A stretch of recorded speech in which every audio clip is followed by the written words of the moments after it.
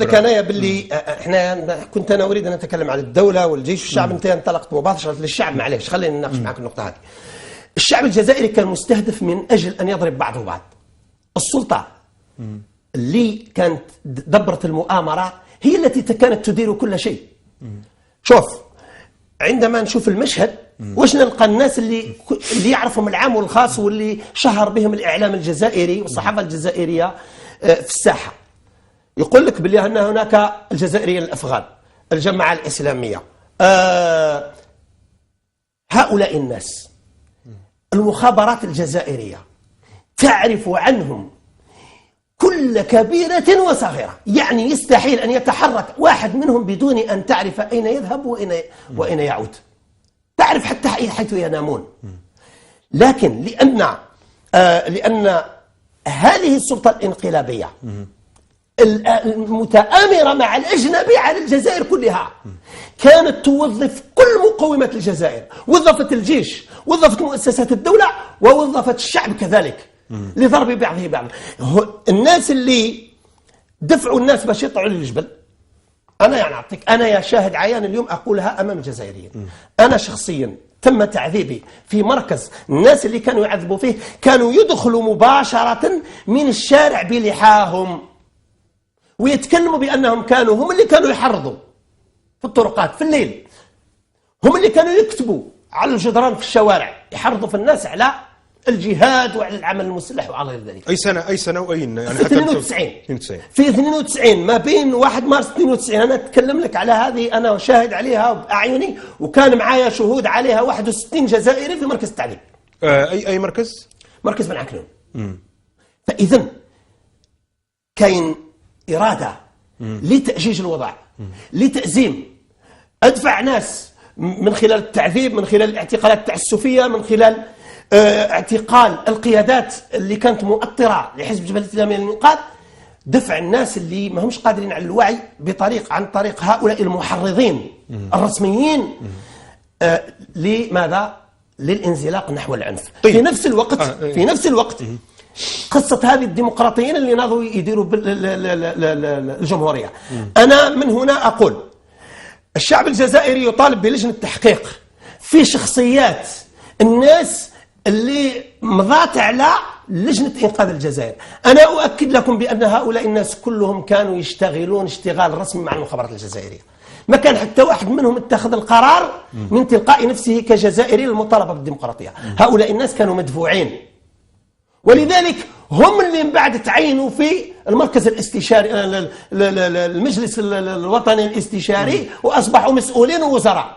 إذن نحن أمام مؤامرة. هؤلاء الشرذمة من المجرمين الخونة تآمروا على الجزائر ووظفوا جيشها وشعبها ومؤسساتها وأموالها من أجل تدميرها خدمة لفرنسا حتى لا تتقدم الجزائر. أنا دائما أعيد جمسة. ماذا عن بيانات جريدة الأنصار وكل الفتاوى اللي كانت تنزل من عند شيوخ معروفين؟ يعني لا عندهم علاقة بالمخابرات. أنا شخصيا قضية مرتبطة بفكر، أنا شخصيا ضابط جزائري تكفيري كل الناس يعرفوه يعني. زيد أنا ضابط جزائري، نقيب في الجيش الوطني الشعبي، نقيب في القوات الخاصة.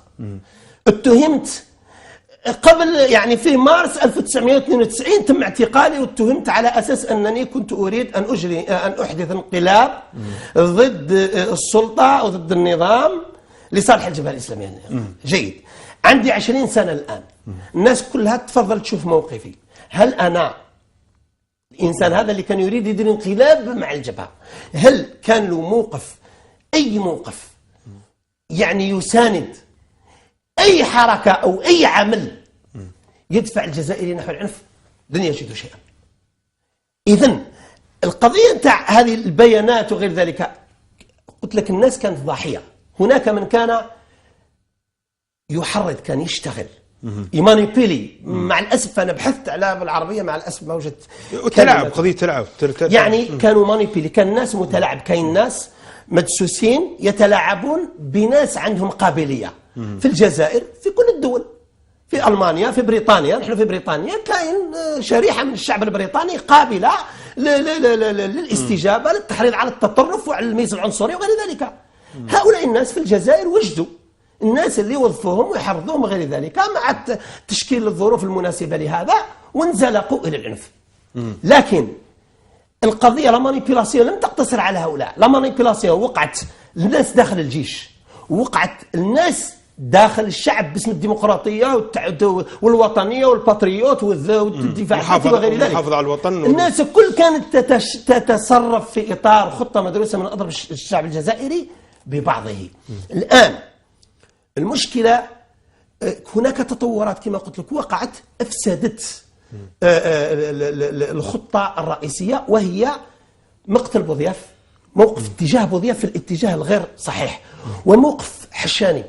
يعني حشاني بطريقة رسمية أعلم بأنه ما فيها لا جهاد لا والو، كان ضد حتى الناس اللي كانوا ملتزمين بمساره السياسي مثل السعيد مخلوفي وغيرهم، لم يرضى حتى أن يستقبلهم. وبالتالي الجبهة الإسلامية الرسمية اللي كانت فايزة في الانتخابات ما اعطاتش رسميا للسلطة ذريعة باش تتخذ أي إجراءات ضدها. وش حصل كان لازم ضرب الشعب الجزائري. يجب أن ينتقل الشعب الجزائري من التعاطف مع الجبهة الإسلامية للإنقاذ وغيرها إلى التعاطف أو إلى التحول إلى ماذا؟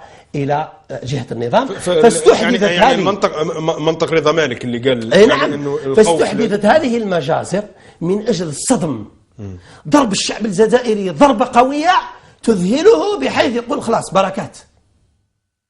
وهذا الذي حصل مع الأسف. يعني لما جي الجماعة الإسلامية المسلحة وطلع بيان تتبنى فيه مجزرة، كيف أنت تجي تبرأها؟ يعني أنا لا أبرئ. أنا أول من قال، شوف أنا أول من قال هؤلاء الناس لو رفعتم السلاح، أنا قلتها ومسجلة عند المخابرات وهذا الناس يعرفوها، أي إنسان يرفع السلاح على الدولة الجزائرية هكذا بالحرف الواحد فأنا سأكون أول من يقاتله. هذا أنا قلت ومسجل حتى في محاضر التحقيق. فإذا قضية أبرئ، أنا لا أبرئ، أنا أطالب بمحاسبة ومحاكمة كل إنسان ما هوش اقتل اتعدى. أنا لا أتحدث حتى الحديث مع إنسان تسبب في الاعتداء على عرض جزائرية، سواء كان من الدولة ولا من غير الدولة. فكيف نقول نبرئ؟ أنا لا أبرئ أي إنسان تسبب في إسالة أي قطرة دم في الجزائر. أنا أطالب بمحاكمته ومحاسبته وإنزال أشد العقوبة به كائنا من كان.